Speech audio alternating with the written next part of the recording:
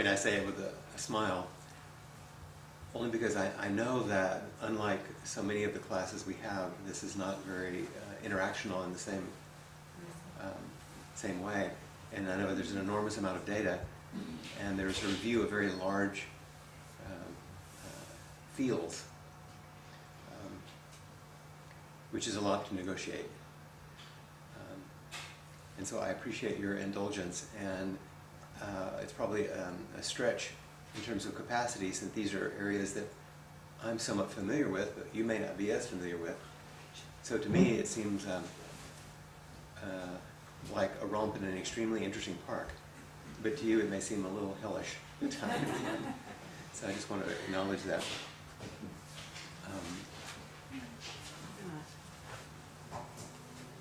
And if we look at the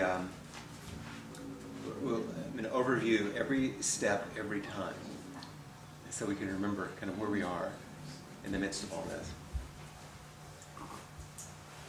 And of course, in my attempt to give you a review of skillful means, which are important invitations to freedom, we're going well beyond traditional Dharma teachings. And the sequence, of course, is applied mindfulness, which we began with, and specifically the Hakomi way, because it was a useful, practical way to understand applied mindfulness, and turning what would be traditional meditative practices into relational practices for self-discovery. Assisted self-discovery and mindfulness, which our practices are. And then last time, we had the presentation on multiplicity of mind, the way that we're made of parts, and how the internal family system model was an extremely useful methodology for understanding the way that the Four Noble Truths can be worked with in a very practical way. So we started with mindfulness, where the Buddha began. We began to look at the Four Noble Truths, which were the first teachings of the Buddha. And this time, the spotlight is on human development.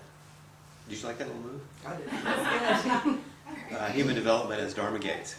How we can use our understanding of the development of a human being as opportunities to learn and to freedom. We're going to follow those with relationality, relationship, and mutual causality. That sounds like a barrel of fun, doesn't it?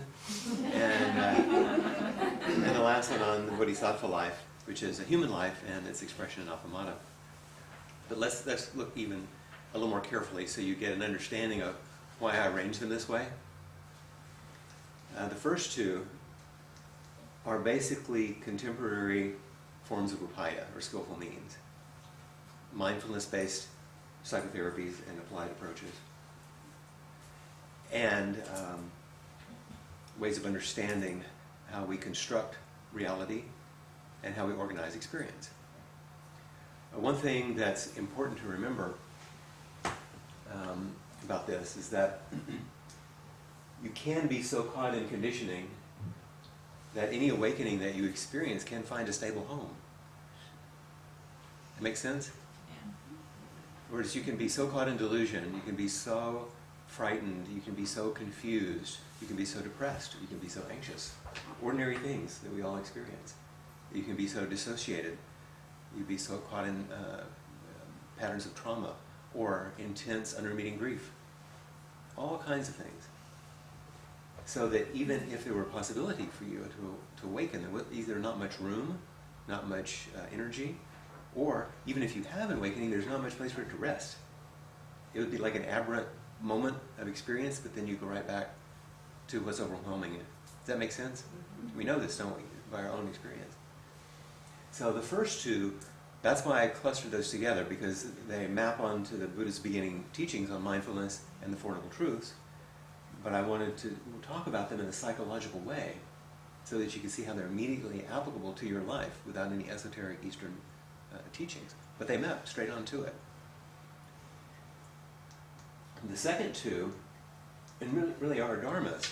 These are, now we're going to leave the realm of psychology in some ways and look at the Dharma, teachings of the Dharma.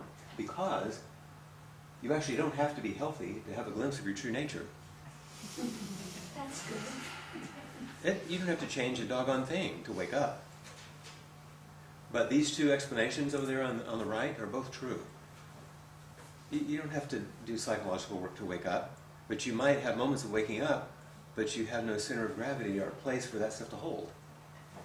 Or you might be so caught in your conditioning that you can't even have many of those moments. So they go together.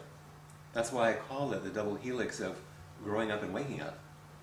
There's personal development, which helps us find a stable space in which for openings to occur. But those openings can occur anytime and any place.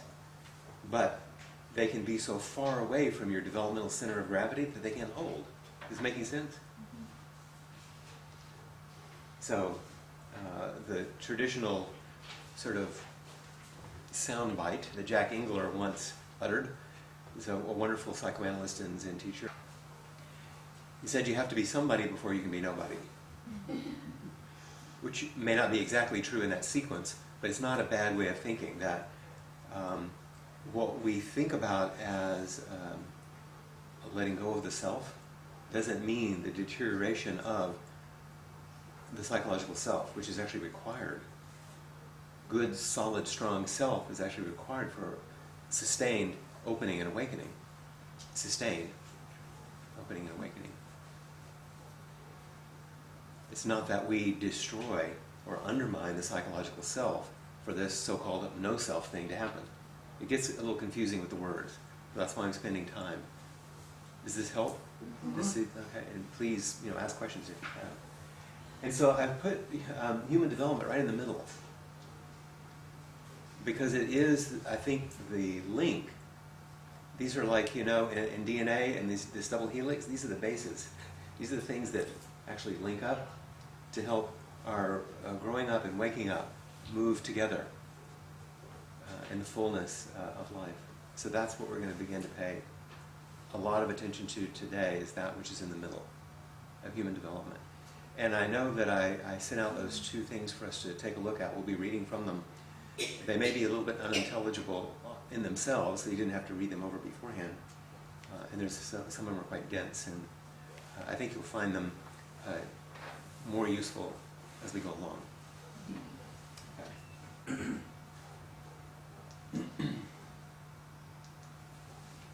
So this is how the lotus grows, We're working both sides of the fence, as it were, in development today. So, human development. We're going to begin to take a look at how understanding development are gates to understanding the Dharma, not only individually, but relationally and in the Sangha. Okay, the first big area we're going to tackle is attachment theory.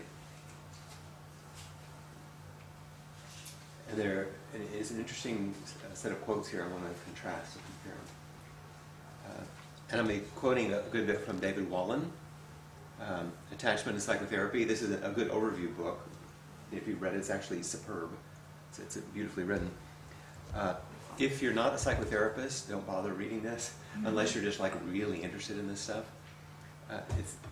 But if you are a psychotherapist, run, don't walk, and get it and read it, because it's incredibly useful. So David Wallen says, no other research-based framework tells us more about how we become who we are.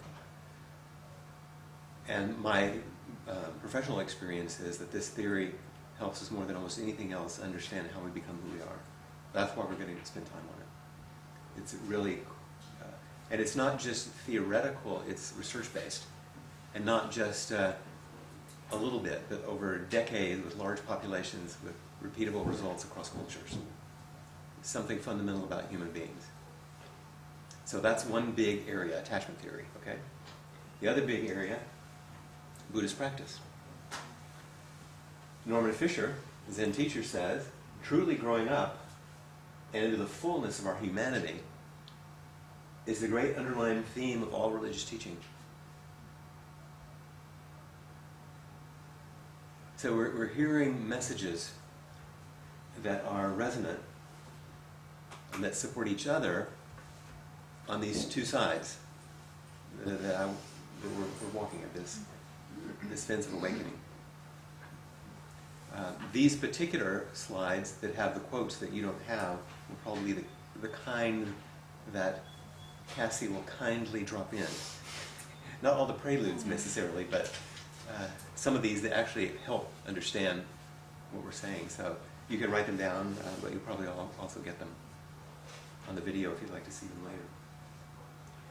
So does this make sense why we're looking at human development and Buddhist practice together? And we're putting attachment theory in the middle because that's the one that's going to tell us the most.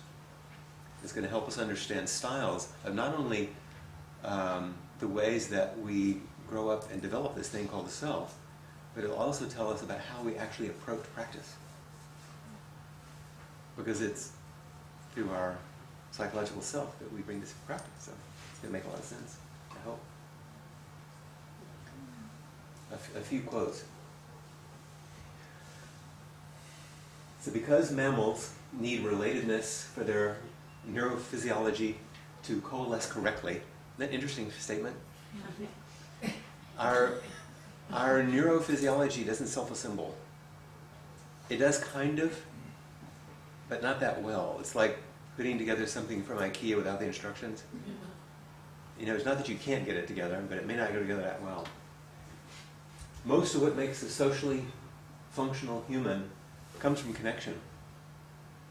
The shaping, physiological force of love. Love is physiologically shaping. Love shapes us neurophysiologically. Actually helps our nervous system coalesce properly. Because remember, physical birth and psychological birth don't happen at the same time. A human infant is psychologically incredibly immature and requires a long time, sometimes a whole lifetime, to grow up. And this, of course, is not, this is true of all mammals. Our relationships are what help us become what we are. A lot of you have read stories, heard research about either animals and or one class of animals called humans that grow up in situations where they're not cared for properly, and sometimes brutally or with great neglect, and things don't go so well. Not just because they feel bad or have a bad psychology, but actually their nervous systems are ravaged or damaged or destroyed permanently. So this is a powerful thing. Attachment theory offers a model of psychotherapy, and I'm going to also say aspects of relational practice that involves the transformation of the self through relationship. The transformation of the self through relationship. It's going to help us understand the transformation of self.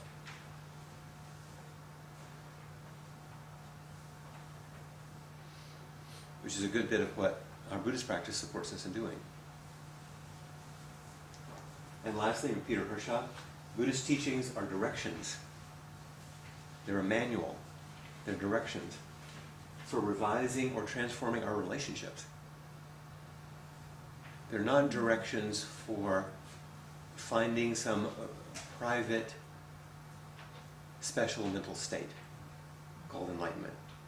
That is a fiction. Buddhist teachings are directions for revising or transforming our relationships. So it's probably a good idea to understand relationships if we're going to understand those teachings. And if we're going to understand relationships, it's probably a good idea to understand human relationships.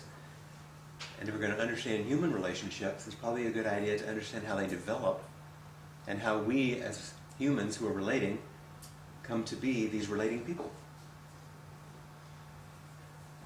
Not only what goes right, but what can go wrong. Because ultimately that's who shows up in this room. All of us. Everybody here has enough things going right that you showed up. You're a relatively socially functioning human being, at least. And is there anybody in here who has not had something go wrong that has felt like pain or discomfort in their life? Right? Because you can leave. Okay. So far, so good? Okay. You know, I try to break it down small enough where you can't miss it, but if you get confused, stop me, because if you go forward without understanding something, your mind will start to shut down. You start to give up. So, it's okay to ask. I guarantee if you have a question, someone else does too. Okay, this is the college classroom part. Here are the names that you will not have a test on, but they're towering figures in the field of attachment theory over time. So I'm just going to put them there so we have a way of following its history. This history is complex, fascinating, and powerful. You're going to get tiny tips of this large iceberg, but hopefully enough to skip across the ocean, you know, on these little tips to understand what's going on. How many of you have heard the name John Bowlby before? Now, a good number, even if you're not therapists, a lot of you have heard him. Do you know what he was? What did he study? I mean, he was the father of human attachment. What he, I'm going to make this very brief. What he helped us understand, attachment is biology. It's this mammalian need. It's just a biological function. It's amazing how revolutionary that was. And a lot of things issued from that. Then Mary Ainsworth, I think University of Toronto, right? Was the person who, in a brilliant stroke of research genius and unremitting hard work by her and many graduate students, right? That's how it goes. Helped develop something called the infant strange situation, which is a way of helping understand how small children, toddlers, infants, not infants so much, but small children, how to understand their sense of attachment. And what she helped us understand is that attachment has styles. That it's not just you're attached or not attached. But here's a tiny bit.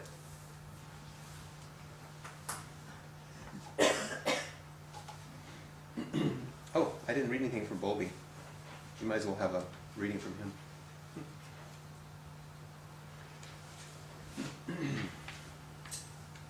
What Bowlby called the attachment behavioral system was what's innate in mammals. The attachment behavioral system was designed by evolution to enhance their probability of survival and reproductive success. As such, the attachment system is no less a component of human genetic programming than our feeding and mating. In other words, it's primary biology. But more than that, he says, the goal of attachment behavior is not only protective from present danger. You know, a child doesn't cling to mother or father just for protection, but also reassurance of the caregiver's ongoing availability. Now, that's more psychological, right? That attachment doesn't just protect, it starts to reinforce something, some sense that this caregiver will be there. Some sense of resonance. He said that it was actually the child's appraisal, and this is in italics, by the way, the child's appraisal of the caregiver's availability that was critical. And that this appraisal in the present largely depended on the child's experience of the caregiver's availability in the past. Now that's a fancy way of saying people have let you down in the past, you're not going to trust them in the present, right? It's not quite that simple, but you understand what's being said? But it's the appraisal. So the infant has even an unspoken sense of what's happening.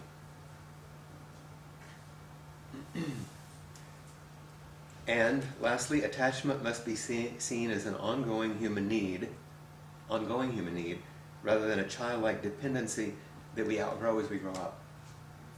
Sorry. You don't get over being human.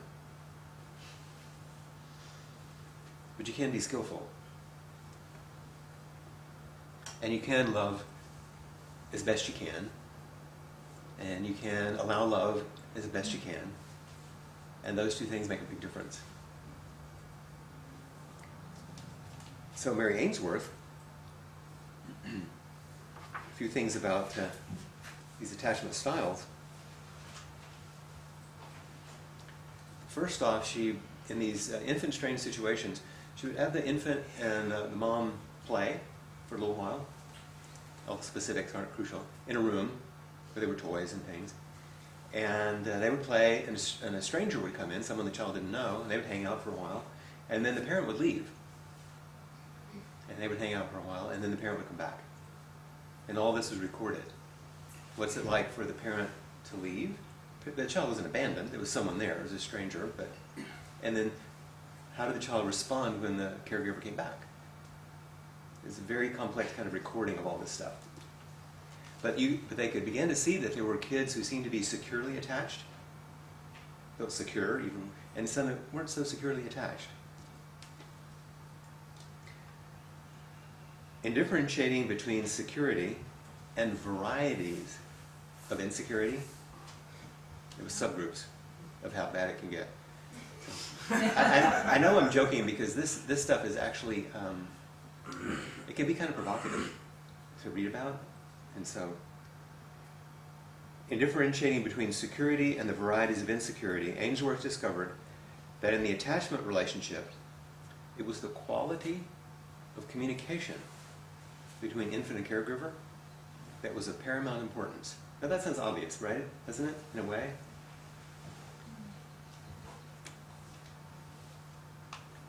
It was a kind of attuned communication that they were watching that has been described as collaborative and contingent.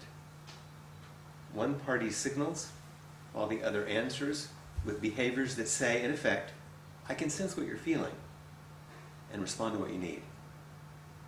So there was a communication going on, but it's not, these were infants or toddlers. It's a communication that is a signaling that most of you know that isn't this kind of signaling. And it needed to be collaborative, it goes back and forth, and contingent. They relate to each other. They shape each other. And here's a small bit. In secure kids and caregivers, this is what it was like. They were both collaborative and contingent, things went well. And avoidant infants, they inhibited virtually all communication that invited connection. They expressed no desire for proximity and appeared deaf to whatever affectionate overtures the mother might muster. In other words, the mother came back in and they were like, whatever.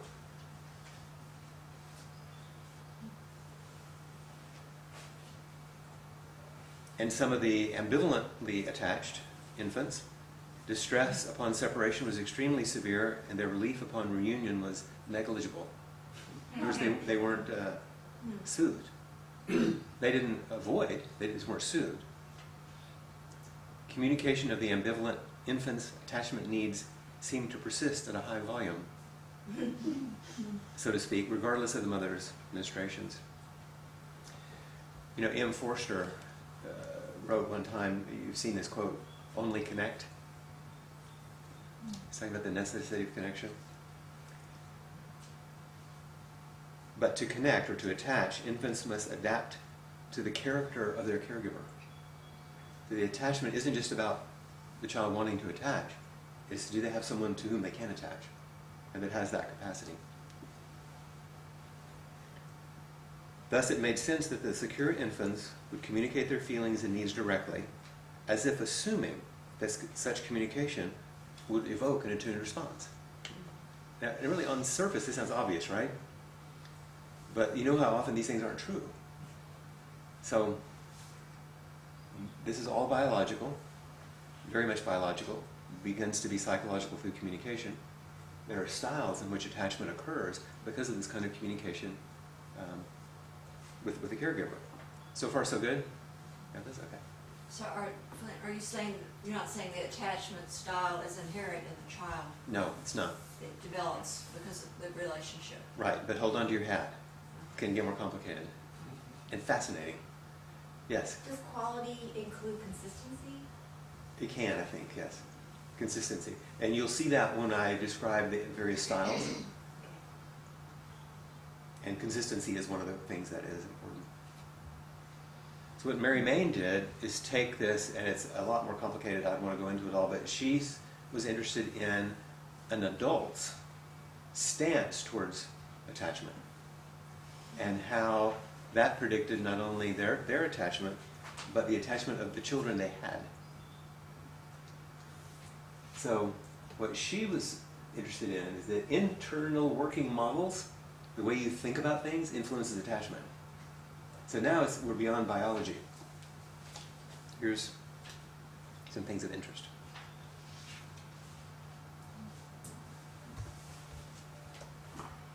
So Main's, one of her discoveries, strongly suggests that our parents' internal working models, okay, your parents had an internal working model. You scoff. Based on what? Their parents. That's right. Our parents' internal working models. That means their ideas about what it means to be an adult, what it means to be a parent, what it means to be a child, what it means to raise a child, all these things exert a decisive influence on the quality of these formative interactions that shape, in turn, our working models. Right? You kind of want to say, no shit. You know, it's like, yeah, how they saw things influences how we end up seeing things because of this relationship. Main found a significant correlation between the security of attachment of the children in her study and the state of mind with respect to attachment of the parents. Now, the strange situation was what Ainsworth developed for the kids. What Main developed was something called the Adult Attachment Inventory. She interviewed adults and could find these same categories, attachment styles in the adults. And this is interesting. The strange situation classifications. If you had a child, you were part of the study, you went through the strange situation, they identified the attachment style of the child, you could predict what the attachment style of the parent was. The strange situation classifications predicted the adult attachment inventory results. This is a little interesting, complicated. Importantly, the reverse has also been shown to be true. Subsequent research conducted by Main and replicated by numerous investigators around the world has demonstrated that the adult attachment inventory classification of the parent predicts the strange situation classification of the child. If you did it the other way, with 75% accuracy in regard to security versus insecurity. Astonishingly, such predictions can be made just as accurately when the adult attachment inventory is administered before the parent's children are born. So you do the adult attachment inventory for the parent. Later on, they have children. You do the strange situation with the children, and what you learn in the adult will predict with 75% accuracy how the child's going to be. So this is very powerful stuff. And it shapes us remarkably. So that's why we're paying attention to it. And anyone who comes to a meditation center carries these bits of conditioning. So why would you not want to know about them? Because they're incredibly powerful. Because remember, you can have moments of awakening, right? Doesn't matter what your classification. You can be in bad shape psychologically and have openings, but can it be useful to you? And you can be relatively healthy, whatever that means, and not open to non-dual awareness at all. But when they come together, they can begin to support each other. Okay, one more. What Fonagy discovered was the capacity for reflection and mentalizing, and I'll talk about this, help free us. The capacity to reflect on your experience can change. Now, this is the good news. You're not stuck with what you got. You're not what? Finally. What'd you You're say? not stuck with what you got. Things can change. After a lot of his research, he remarked that the hallmark of the ability he referred to as mentalizing, it's kind of a weird word, but I'll change it in a moment. That is, and here's the definition, the process by which we realize that having a mind mediates our experience of the world. In other words, we don't just take the world at face value. You notice that in practice, right? And this was not self-knowledge, but rather knowledge of minds in general.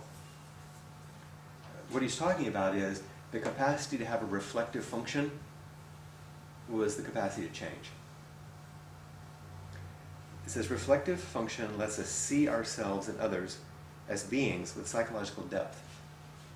It enables us to respond to our experience on the basis not only of observed behavior, but also of underlying mental states. You don't just see a person's behavior, do you? You start imputing what their motives are. You have feelings about what's happening. Desires, feelings, beliefs that make behavior understandable and give it meaning. As such, reflective function is intimately related to our capacities for insight and empathy, two things that open in practice.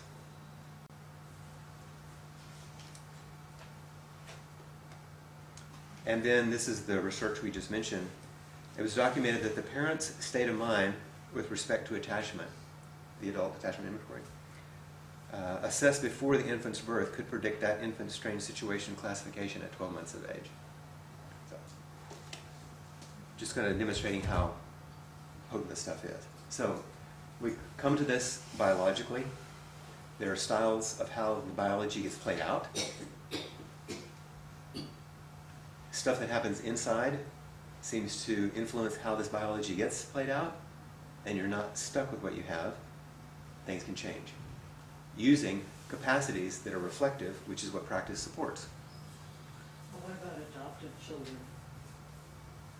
They're children too, and they have exactly the same. But they wouldn't inherit something from their biological parents? No. What they inherit is the attachment-seeking apparatus that we all have. Not the caregiver with whom the infant is attached is the adult attachment that you're looking at to predict the attachment of the child. Is there some approach to psychotherapy now that's based on this attachment work? Sure. Most of them in some ways.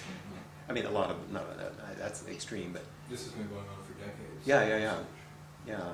And there are ways in which a lot of psychotherapeutic approaches have incorporated attachment theory to help understand what's going on. So different people talk about it in different ways.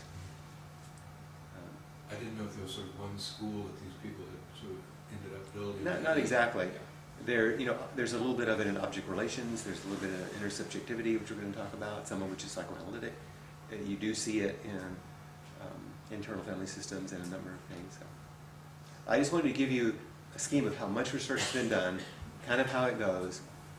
It starts out biological, it is changeable, but it's mostly relational, and that's the focus of our practice, right? Okay. That's the whole deal there. It's much bigger, but that gives us our start. But there's 3 core findings we can just remember. These co-created relationships of attachment are the key, right? This is just your review. Pre-verbal experience makes up the core of the developing self, that before 12 month stuff.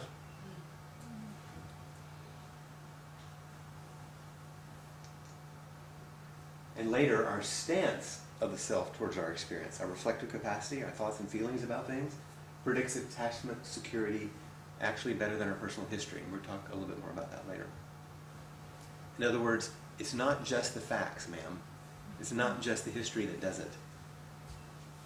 It's that filter through which we take in experience and express it. And that filter isn't just personal, it's relational. It's the complex net that we grow up in. It's a much easier read and much more appropriate to what we're talking about. It's also described beautifully in his book, Parenting from the Inside Out. So if you want to see an approach to it that is mapped onto parenting, it's all in there, including some of the things we're going to review. So mind sight is a focused attention that allows us to see the internal workings of our own mind. Does that sound familiar in practice? Yeah. It's that capacity to notice what goes on. Remember in our first class? Mindful self-discovery. We use mindfulness to help discover how we're organized in experience. We notice that when we look inside, there's a whole bunch of stuff going on. There's lots of people in there. And we can understand the Four Noble Truths and how it unfolds based on working with these parts. The skills that are part of mind sight, part of which practice is supporting, make it possible to see what's inside and to accept it, and in the accepting to let it go, and finally to transform it. It makes it possible for us to see the organization of experience, to unblend, remember last time, in self-energy and accept all the parts are welcome, and in the accepting, let go of the identifications with the suffering. And in that process, things began to get transformed. That was the healing in internal family systems. Does this make sense? You don't have to understand every single bit of it, but you can see that this is mapping onto exactly what we've already talked about. And the scientific reality is that we need certain experiences, relationships, to develop this capacity. The capacity for mind sight, for reflection, is cultivated in relationship. Now sometimes that relationship is with a wall, and sometimes with a human, and sometimes it's in the complex world out there. But I just wanted you to know this funny word, mentalizing, really is just about self-reflection and the mind sight, the ability to see our own mind, to see our own experience. And it helps us see the mind of another. Because that capacity of seeing clearly helps us understand another person too, which is a very useful thing. And we don't have to spend much time on this, it's just a cute photo. When we go through developmental stages, there's this, Fonagy talked about there's this stage of psychic equivalence, where the internal world and the external world are the same thing. Like there's no separation really. And there's no difference between beliefs and facts. That even if that's a very young developmental stage, do we still hold that at times? Mm-hmm. Yeah. So it's actually worth noting, isn't it? That sometimes we have this equivalence that we can't separate what's true. It seems like what I believe, what I feel is the truth. Mind sight, reflection, helps us begin a little bit of separation, even if it's pretend. And in the pretend mode, the internal is decoupled from the external, but what is imagined is felt to be real, and whatever we ignore is felt to be irrelevant. This is where everything isn't just the same, but you can develop really clever things like dissociation and repression and all these kind of defense mechanisms. And mentalizing, or mind sight, or this reflective capacity, this is where the internal world, you notice, is separate but related to external reality. There's some flow. And we can reflect on our thoughts, feelings, fantasies, and know how they all affect and are affected by what's happening to us. But that's not always so easy, is it? Because sometimes we're kind of caught in some of these others. They unfold developmentally kind of like this, but it's not really sequential, and we're always dealing with various parts of it. Okay. Pull out your, if you want to, the patterns of attachment. Here's what Ainsworth developed in the strange situation research. We're going to go over these relatively quickly, but you'll have a reference. Because now you have a way to understand what you're going to see, I hope. Secure attachment. Yay, let's hear it for secure attachment. Everything goes great, right? Now the parental interactive pattern, when you see secure attachment, is a parent who's emotionally available, perceptive, and responsive. The way parents are, right? So that one's not difficult, right? And even the most complex or worst of parenting, all of us have some of this. Or you wouldn't be here. It's probably as healthy as you are, you know? They aren't, like 100% this or that. Now there's 3 types of insecure attachment we're going to note. The first one is called avoidant.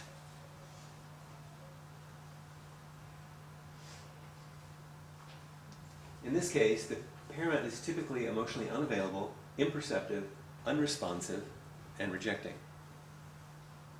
Now you don't have to raise your hands. Anybody have parents like that? You know. And there are times in fantastic parenting where these things happen, of course. It doesn't mean if you're sometimes that way as a parent, that's a huge problem.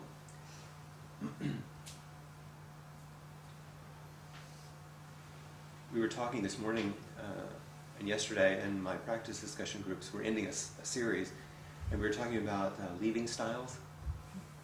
Not just attachment styles, but decoupling styles, because it shows up there too. And so if you have a good bit of this kind of avoidant, insecure attachment, how do you leave?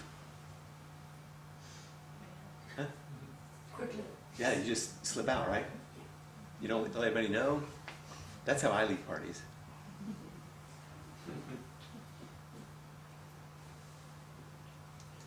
Okay, insecure, anxious, or ambivalent. The parent's inconsistently available. Here's your question. Inconsistently available, inconsistently perceptive, inconsistently responsive, and also intrusive. So there's an inconsistency. It's not like they're always that way. So you get this sort of anxious ambivalent. It's like, what the hell? What? You don't know. It's not like they're always dismissing. Sometimes they're there and sometimes they're not. So you get this sort of, you're not quite sure. Does that make sense? Mm-hmm. And then the last, insecure, disorganized. This is primarily around trauma in really, really, really difficult situations. The parent is usually frightening, or they're frightened, very disorienting, and often alarming. So these are like really, really, really difficult situations. Not that a parent who sometimes may be frightened, or scary to their child, or a little disoriented, or alarmed, that we all have that at times. But I'm talking about a consistent kind of parenting style. So since this is usually happening pre-verbal. It starts there, but remember it's also an overall adult pattern. Yeah, and can I look at my adult pattern, this category of attachment, and then extrapolate and say, my parent was probably this. Yeah. And you can even see yourself in a little bit of each of these, maybe. Yeah. They're not 100% one way or the other. Yeah. But there are certain like centers of gravity attachment-wise. And so I've put these on your handout so you can see them. And let's look at this important please note thing. We often deceive ourselves because we misinterpret developmental longings and struggles for spiritual longings and struggles. This is a part of the, quote, ignorance that the Buddha taught even before having this kind of data about attachment and human development. These unmet needs or longings are easily projected onto other Sangha members, onto the forms and practices, and of course, the teachers. The unconscious belief is that changes in the environment or people around the individual might solve this painful and persistent developmental struggle. This will, of course, never be satisfactory and can become a particularly pernicious cycle of suffering, which practice can sustain rather than weaken if it is not seen clearly. Does it make sense? Mm-hmm. We fight over external things that are actually internal struggles. Therefore, in practice, we are asked to take, as Dogen said, the backward step and look inside, which is mentalizing or mind sight. We're asked to practice with each thing, which means not to take them as solid and real. Remember the equivalence stuff? Not to take them as solid or real in the ways we see them through the distorted developmental eye of our conditioning. we're first invited to become a compassionate witness to what is unfolding both in ourselves and in others. So you see why mindfulness in this self-reflective capacity we studied the last 2 weeks is really useful. Okay. Could you back up a second? Yeah. Because I'm stuck in this part, and so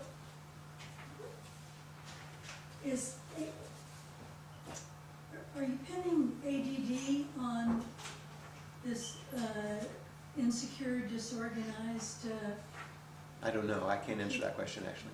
you don't know that? It's going to be confusing to you if you start trying to put diagnostic categories on these things. What categories can you put on so that I can understand what the secure kid looks like, other than just, Healthy. oh, he's adorable? Healthy. Healthy. He doesn't get freaked out when mom leaves. He can roll with the punches. Pretty flexible. Doesn't get too freaked out. Knows how to repair if things go wrong. You can have an argument and then repair and get over it pretty easily. Insecure, avoidant. That's just, Insecure avoidant would be a kid that it feels somewhat insecure, so they just kind of turn off. They give up on the world in some ways.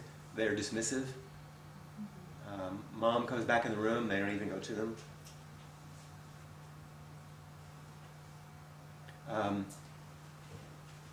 If that doesn't make sense to you? Does that make sense? I'm thinking of little older kids. Okay. trying to think. Well, it gets more afraid to try complicated. new things, I guess. Could be a difficulty in trying new things. But they're emotional style. Remember, these are emotional, relational styles. They tend to avoid and turn away from or dismiss. They act like they don't care. They might act like they don't care. Whereas the insecure, anxious or ambivalent, it seems kind of unstable, freaked out, anxious, a lot of anxiety, not sure, coming and going, a little clingy at times, but then fearful.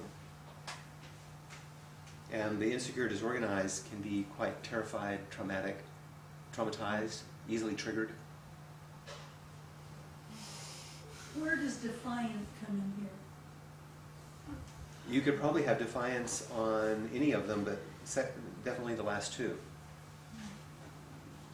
So one of the things I would suggest is if you read some of the things around parenting, and this, it will help you. Because it gets really complicated. You're asking perfectly wonderful questions. Let's see how it shows up in the Sangha, because that's in the room. Okay.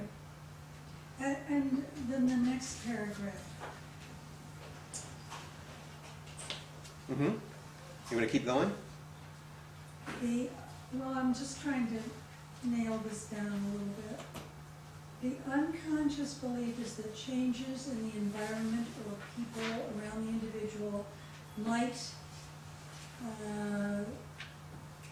I guess, meet the Unmet need. longings and Right. so on.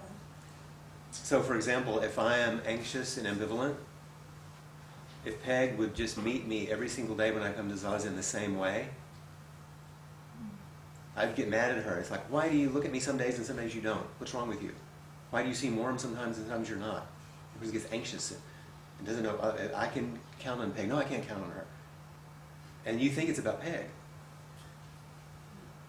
Okay, so we're talking a little bit about transference and stuff. then. Totally. Or, Totally, we're talking about transference. We're talking about all those things that we transfer on another based on our style. And we think it's the thing on the outside. Mhm, mhm. You get a lot of people in, for example, Zen centers who are avoidant. Because they take the kind of cold, severe, sitting, not talking as that's their style, and they call it Dharma. There are tons of them in monasteries, believe me. And they really don't like the anxious, ambivalent people who cause problems. Or, let alone the disorganized, insecure, attached people who, when they sit, freak out and need a lot of help and take up all the time from the teachers. So if you look down past the little paragraph break, some further thoughts. we become particularly vulnerable as we sit and open to all of this, right? This stuff gets revealed. In this tender space of vulnerability, we may begin to face ourselves in ways and at levels that are new, perplexing, or even frightening. You know, we can't simply, quote, drop our attachments to these powerful behavioral, emotional, and neurological patterns as if they were like little minor misperceptions in awareness. These are enduring patterns. It takes some work. These are persistent styles of interaction ingrained in our nervous system, sustained in our habitual relationship patterns, which require deep practice and the outside help of a skilled teacher or therapist.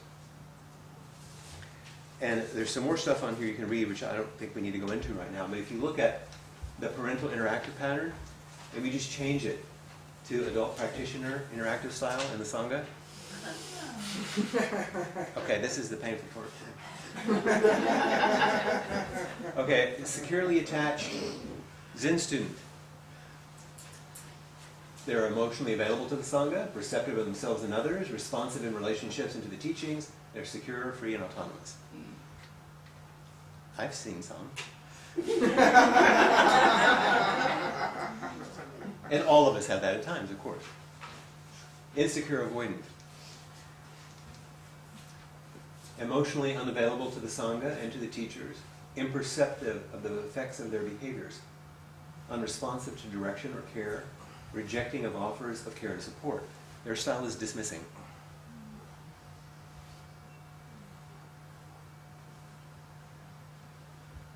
So these are things we actually see at times. And so in the Sangha, it's useful to, instead of blame people, because you get, one attachment style meeting another, and it gets to be a mess.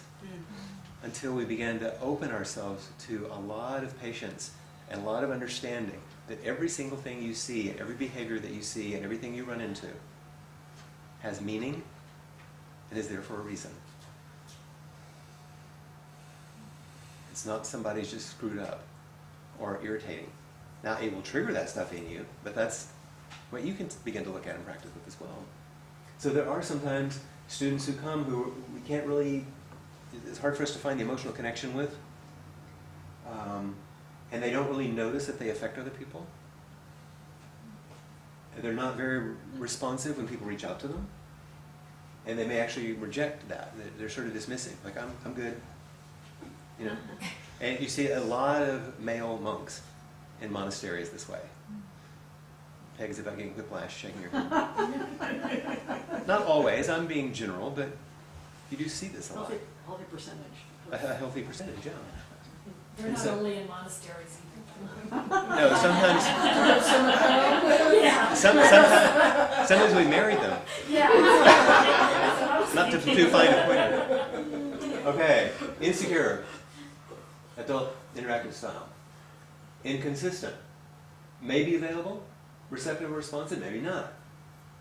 Intrusive, not sensitive to other influence in vulnerable situations or relationships. They're preoccupied and kind of tangled up in things. So you students come and go. Sometimes they're in, sometimes they're out. Sometimes they're offering themselves a lot, but then they get irritated and pissed off, so they go away. But then they long to come back, they come back. But then they're not quite sure, and to leave again. And this is not, I hesitate in some ways to put this up, but if we're going to look at this thing, we need to look at it. This isn't a criticism in the least. We all have pieces of these things. And it's really important to know it, not to be critical or to judge or to even categorize, but to be compassionate toward. These are painful states. It's very important to be compassionate toward them. And insecure, disorganized, students appear frightened or disoriented in relationships or training situations.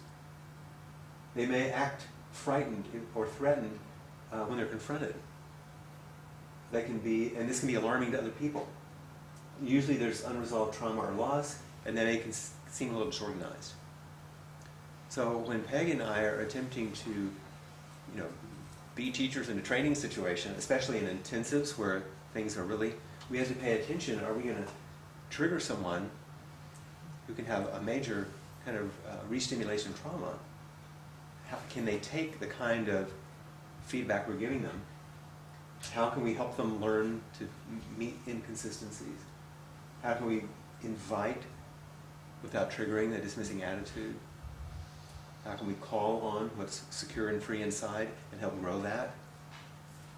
Does it make sense? So these are the kind of things that are happening behind the scenes that we need to pay attention to. Otherwise, you're going to get one, I know too general here, you're going to get one response to difficulty. Just keep sitting. To the dismissing, that means sit and dismiss what you're feeling. It means repress. Or preoccupied or entangled, sit with this stuff inside and just play like it's not happening. Do your best to manage all the insecurity and anxiety that you're feeling. And try to hold yourself on the cushion if you're preoccupied in trauma, and feel the jitteriness and the feel like you need to run out of the room. All the jerkiness you get when somebody walks behind you. There's a lot of difficult stuff. So once again, these are semesters worth of training and information, but I want you to be able to see, which is the function of the class, really what we're working with and why skills in these areas are important. I think this is one of the most painful things that I had to face, because I was And you really did. I didn't have names for it. I Right. just knew I tried to stop any kind of transference that would involve love or attachment, and yet that's what I desperately wanted. So I was in this horrible, painful, vicious cycle. It's kind of a catch-22, wasn't it? Oh, yeah. So it's very much in this anxious ambivalent, isn't it? Back and forth, back and forth. You yearn for it, but you can't quite have the thing you yearn for. Then when it comes, it kind of freaks you out a little bit, and you turn it into something negative. And we have lived that together, haven't we? Yes. And how has it gone? And you stuck it out with me, and I stuck it out with you. That's right, and so did Peg and other people too I know you've worked with. Yeah, and it's hard. That's right, because we did the best we could to provide consistency, which you didn't have in the past. And you began to reflect, mentalize, you began to have mindsight about, oh, that's why this happened. Things were beginning to happen that were consistent and secure that you actually had no words for or experience about. And suddenly it was like a revelation. Well, that's a kind of waking up. But it opens a capacity for, with your offer, and now this is a contingent communication. Pardon me. Now you're letting me know that tenderness is really being touched, and maybe we should not go any further. Not out of you're not freaking out, but you're reporting back to me, it's making a difference, right? So that's just a small example.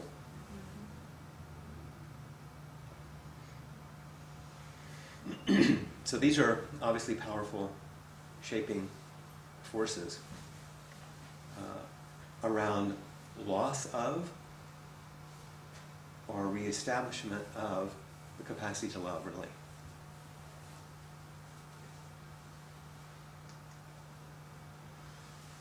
Now we know from Buddhist teachings, interbeing, or that's what Thich Nhat Hanh calls it, is this interdependence of everything.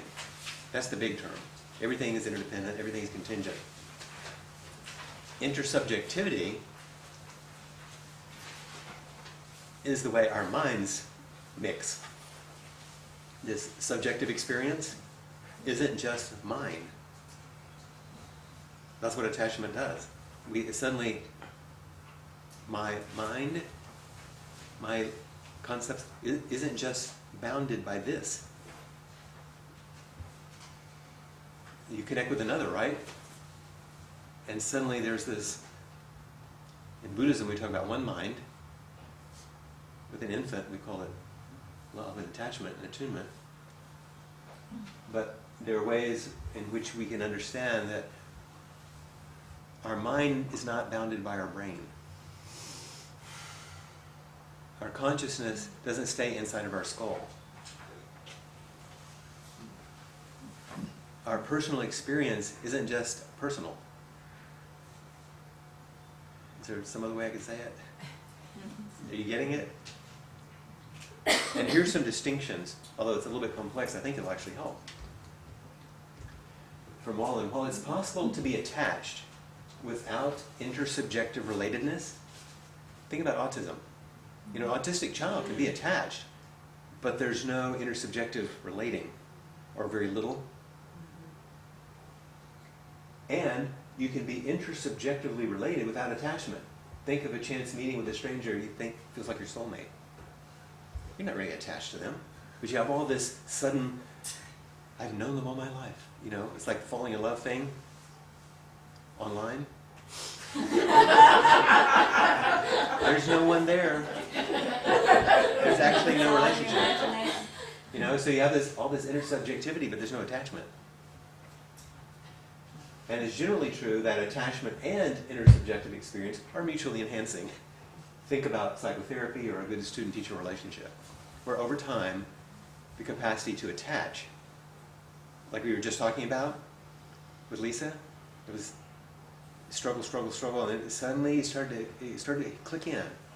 And the intersubjectivity, I could tell you about my experience of you. And you could tell me about your experience of me. You could tell me about how difficult it was. I could say what the impact that had on me when you tell me that. And on we go. Suddenly there's this intersubjectivity that reinforced the attachment. And the attachment provided the safe space, the container, remember, Nirodha, the safe container for all this intersubjectivity to open up. And they start reinforcing each other. So that's why these things are important and why the relationship is so crucial. So the practice of integrative communication has some qualities that might be useful. These come from parenting from the inside out. And you don't need to write all these down. This is just a review in a way. First of all, you can be mindful of your own feelings and bodily responses and other nonverbal signals. That basically is a really short definition of Hakomi.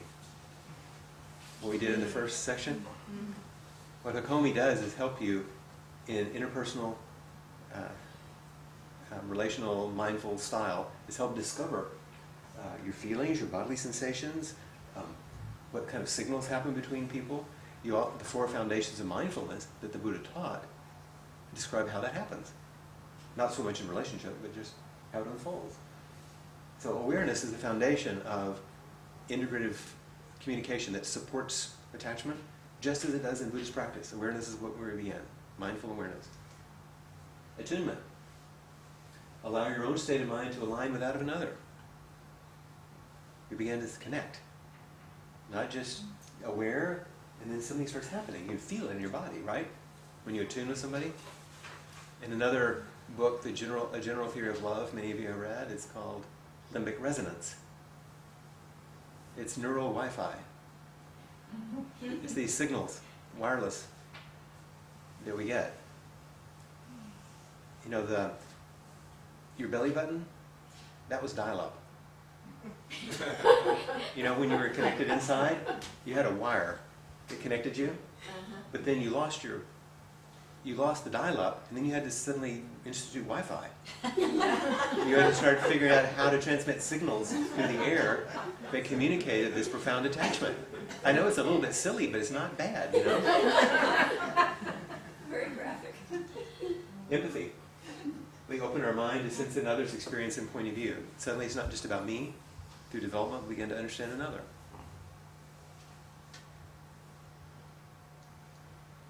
We can communicate our internal responses with respect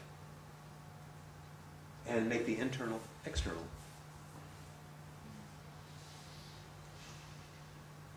We can share openly in the give and take of communication, both verbally and non-verbally. Or, in other words, what we're describing here is freedom. This is relational liberation. Clarification, we can help make sense of the experience of another. In Sangha, we do that all the time in our shared experiences, you know we do during retreats. And sovereignty, we respect the dignity and separateness of each individual's mind, even as they flow together. So it's not too enmeshed, not too rigidly separate. It's integrated. So this is a description that's called the practice of this kind of integrated communication. But don't you see these really are practices of an awakened, secure being? If you met a Buddha, do you think a Buddha would communicate that way? Yeah. So So these are aspirations for effective ways of being in relationship, which practice does support. What practice often supports is revealing how we're put together. What's revealed when we put together is not always the good news, but it's something we have to learn to turn toward so it can be revised through our practices and through the student-teacher relationship and song of relationships. Remember, Fonneguy, it's possible to transform these things. So from Thomas Lewis, actually from A General Theory of Love, because our minds seek one another through limbic resonance. You know, when you have your phone and it gets those signals, oh, there's some around. You know, it's receiving some of those signals. We seek each other. It's like Lisa said, I wanted it. And because our physiological rhythms answer to the call of limbic regulation, that's a poetic way of saying, once we connect with one of those signals, we calm down. Being connected is relieving. Emotional regulation happens by limbic resonance. When we know that we're known, gosh, this person really hears me. They're really looking at me. I can feel their touch. They get me. We begin to calm down. It doesn't solve all the problems, but we begin to be emotionally regulated. And because we change one another's brains, we change our brains in this process, which is limbic revision. If all that is true, then what we do inside relationships matters more than any other aspect of human life. And why all this tonight is important. And you may have a sense of that, but to be skillful in the way you understand it is another matter. And, of course, my expectation is not that you will learn all this stuff and become conversant in all this stuff and become a therapist or whatever. That's not important. What's important is that you just have some sensitivity. And as much to each other as yourselves. Because when we struggle together in the Sangha, or in relationships with us as teachers, or between each other's when you're on a work crew, or when someone moves their cushion in a way that pisses you off, or when you fall in love with somebody and they don't look at you during a retreat, because they're not supposed to, and you feel rejected, you're learning a lot about yourself. It's a mirror that you start to see. And it's to be compassionate that those mirrors are not always clear. And that they're not clear because of real reasons. And it's important to have patience and compassion towards those reasons. That all of us carry these things. And the more skillful we can be in understanding them, the more open we can be to each other in relationship. And then more possibility for this revision. There's some changes to be made. Phew. Now, I want to have some, the second handout, mentalizing and mindfulness. He uses a double helix thing too.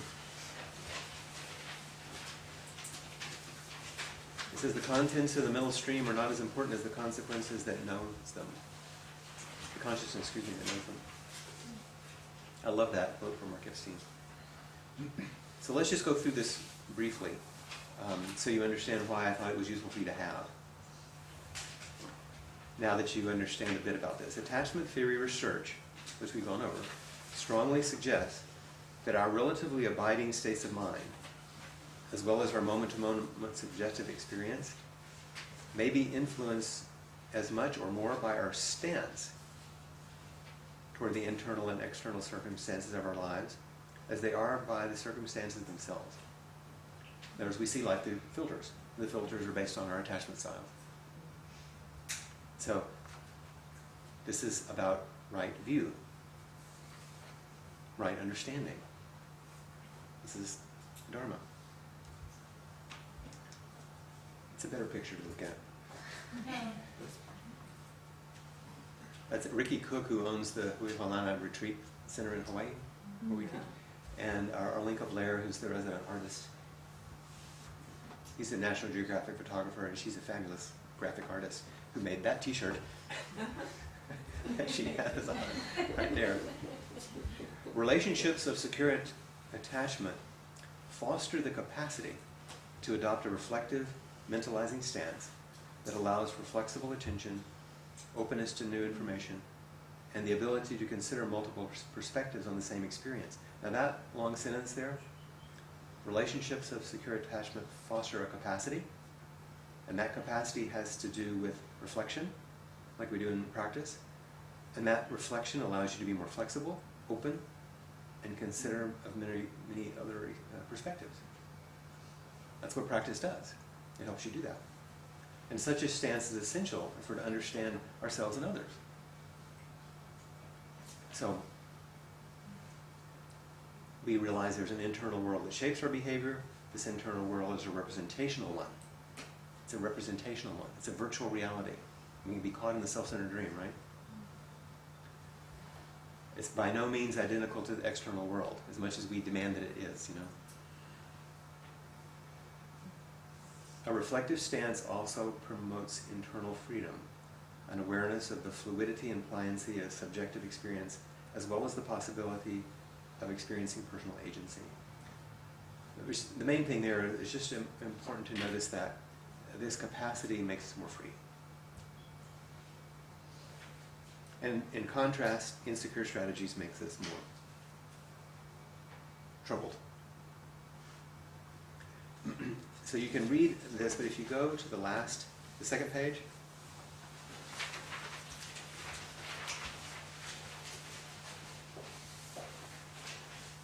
no, you know what? I think it's important to go through this. I'm sorry. I know it's a little hard, but it's really important to do this. If we start there on the third paragraph, in contrast, insecure attachment and or unresolved trauma lead to rigid and sometimes brittle attentional strategies that restrict our ability to update old internal models on the basis of new information and to consider experience from multiple perspectives, including, most importantly, the psychological perspective, without which it is impossible to make sense out of our own behavior or that of others. So once again, that's a big long sentence, but you see how these are the very things we're trying to open up in practice to not be stuck. What that says is we can be stuck if we're calling one of these strategies, and it shows up in our relationships. The stance here is one of embeddedness. Now, embeddedness is the same thing as what I talked about last month in being blended. We're blended with a part. That's embeddedness. Here's one of embeddedness that leaves us so confined by our narrow view. See, that's looking through one part, confined by a narrow view of experience of the moment, that any other view becomes emotionally irrelevant. You know, I'm mad and that's it. That's my story. I'm sticking to it. You know, or I'm hurt. This person hurt my feelings. That's the totality of your experience at that moment. Lodged in such a stance, blended, we're unable to interpret our experience, but are instead simply defined by it. We're living from the part. Mentalizing or mind sight allows us to reflect on the part. See, this is exactly the same stuff, different language. Many of the students, and by the way, up top I said, in this paragraph, I substituted the word student for patient, and the word practice for psychotherapy. Okay?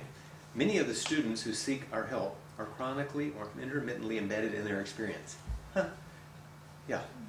That's why we have inquiry and with the result that they feel helpless on their own to affect the suffering, symptoms, or limitations that brings them to practice. Right? That's us.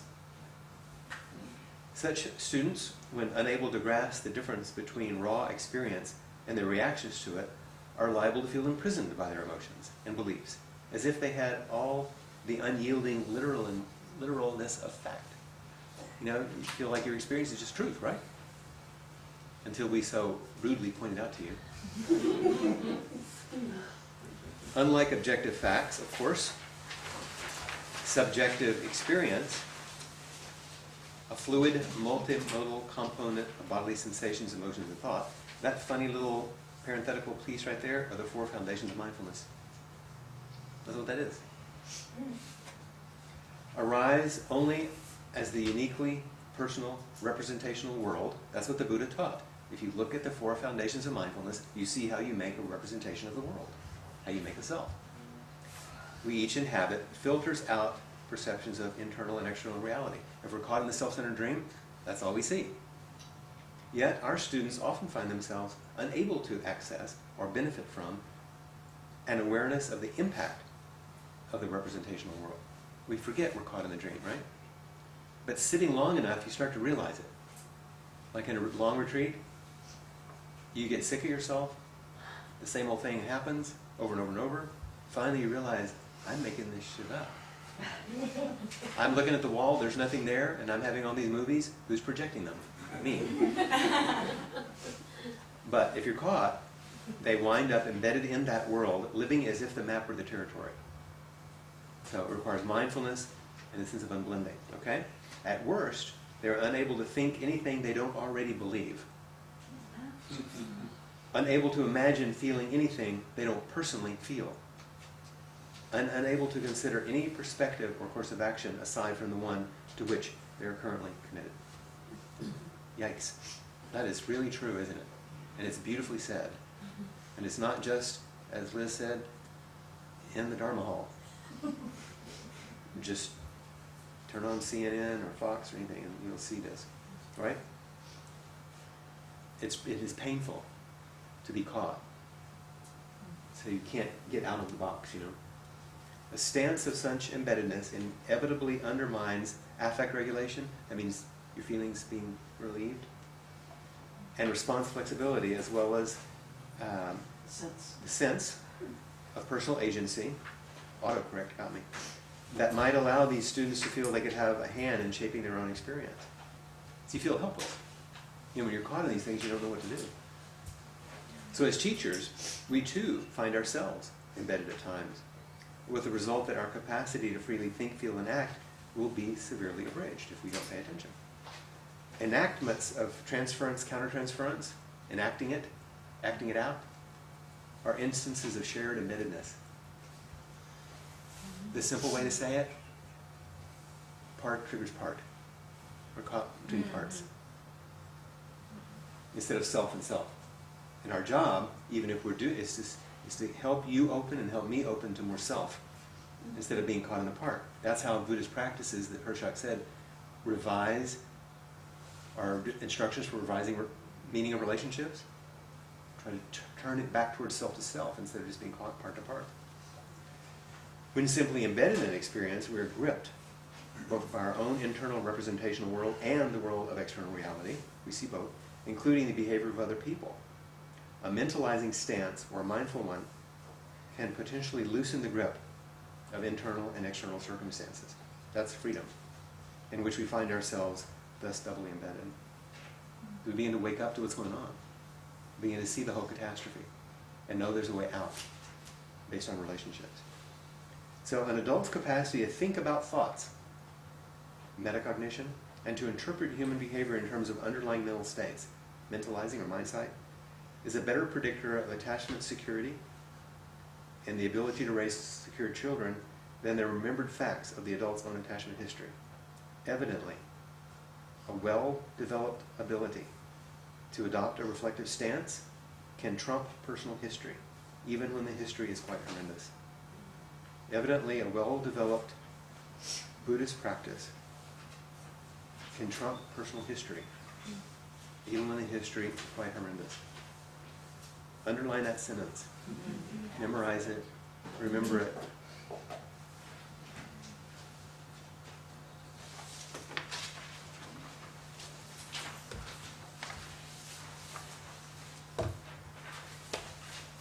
Other questions, concerns, irritations, or complaints?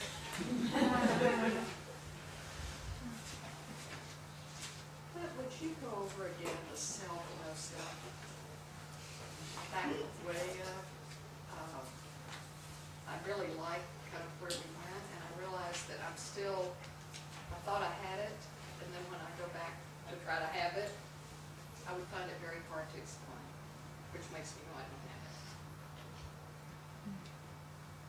This secure attachment helps us biologically and psychologically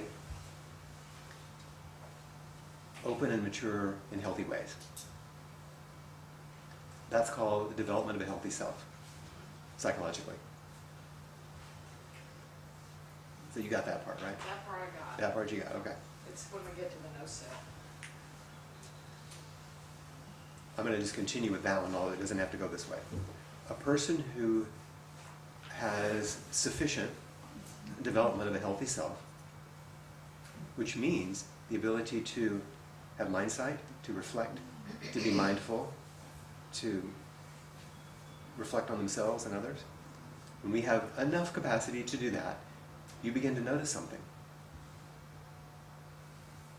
And one of the things you begin to notice if you go deep enough is that the things that the ordinary self takes as solid and permanent aren't. Like, oh, everything changes. Everything is dependent on everything else. So this completely wonderful, well-functioning, healthy, stable self is put together and contingent on everything that went before it and everything that's happening now. And actually there's no thing in there called a self. This functioning wonderfully as a self. But there's no thing. It's an emergent property. So no self really means no independently existing self. In psychology there's a self, yeah. It's really important to be consistent, secure, coherent, all that stuff. And that secure, coherent, well-functioning self is an accumulation of all kinds of things, part of which is explained by attachment theory. But there's no independently existing self, which even the attachment theory underscores. It's all relational, if you even want to keep it on that level. It's all a matter of this interpenetration of our minds and bodies. But it goes even bigger than that. So, yes, there's a psychological self, and there's no independently existing self, which our practice helps us realize.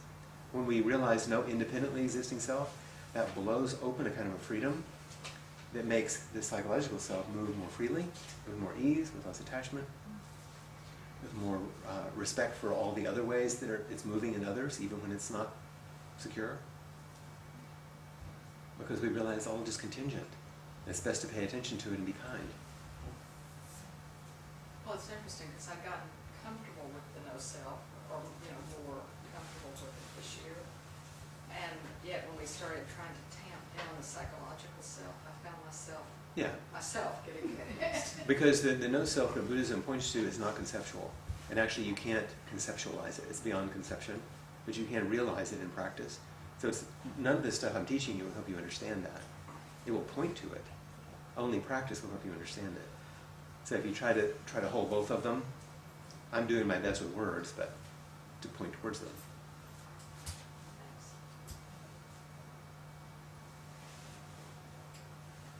I find this quote really fascinating, and I was wondering if you could expand on it a little bit. Like, what is limbic regulation? Limbic regulation means the limbic system in our brain, which is the emotional part of our brain, gets regulated, balanced, comes at ease when we're attached to another person. And that leads me to ask, you were talking about little children learning attachment, but as adults, the attachment then could be to anyone. I mean, it's not necessarily talking about a really intimate relationship, right? Not necessarily. And we can attach to things. They don't limbically resonate very well. But pets, you can. Mammals. That's why it's soothing for your cat to come sit in your lap. That's limbic regulation. Even though it's not quite the same as what humans do, but still. It's biology. That's why your dog wants to sit close to you. And why your lizard doesn't care.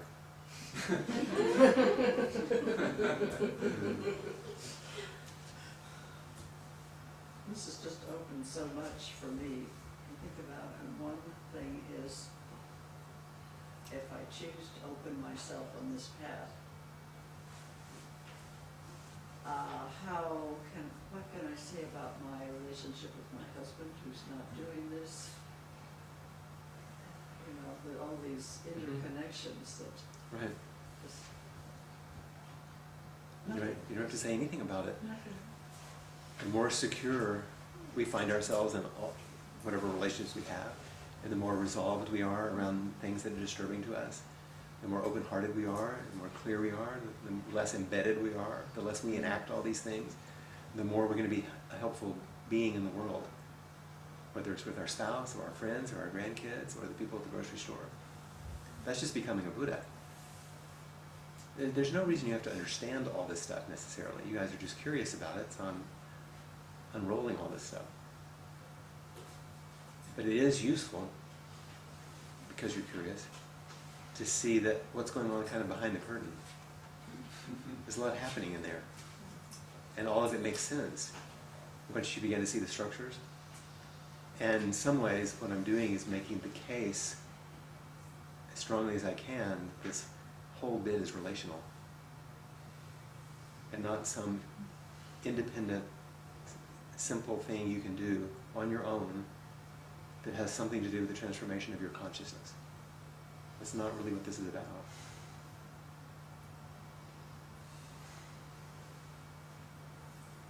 What you just said and this quote resonates with what happens in a support group. Absolutely. Just beautifully. Yes. And that's why it's required. Because you get a group of people together and they begin to attach.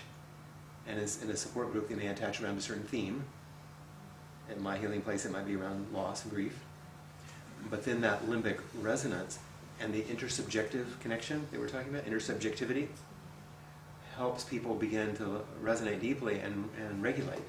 It doesn't mean their bad feelings go away. It means they have a space in which they can be held as they transform. And you can see it happening. And you can see it happening, you can feel it happening. Absolutely. It can also happen as you're sitting next to someone in Zazen. It's more subtle, but there's a power to sitting over time and a steadiness, because what you're demonstrating in the Zazen posture is secure attachment, is security, stability, availability, potency, presence. It's not expressed relationally so much, but it is expressed. It's not, you're not sitting there with shame, you're not sitting there with feet, you're taking on a posture on purpose to express that which maybe you can't hold all the time in your life, but you can on the cushion, and you're going to practice it. And the person next to you might be buoyed up by that. And then in our teaching, we tend to turn you toward each other some too, so you can begin to benefit from actual interpersonal relating too. And then go back to the sitting and see what shifted. And now we have to shift home, so I don't keep you too late. And I know that these classes, I give you an awful lot, so you may go home with your head spinning. Just don't worry about it, let it settle in, ask us questions at different times, and we'll keep at it. Thanks.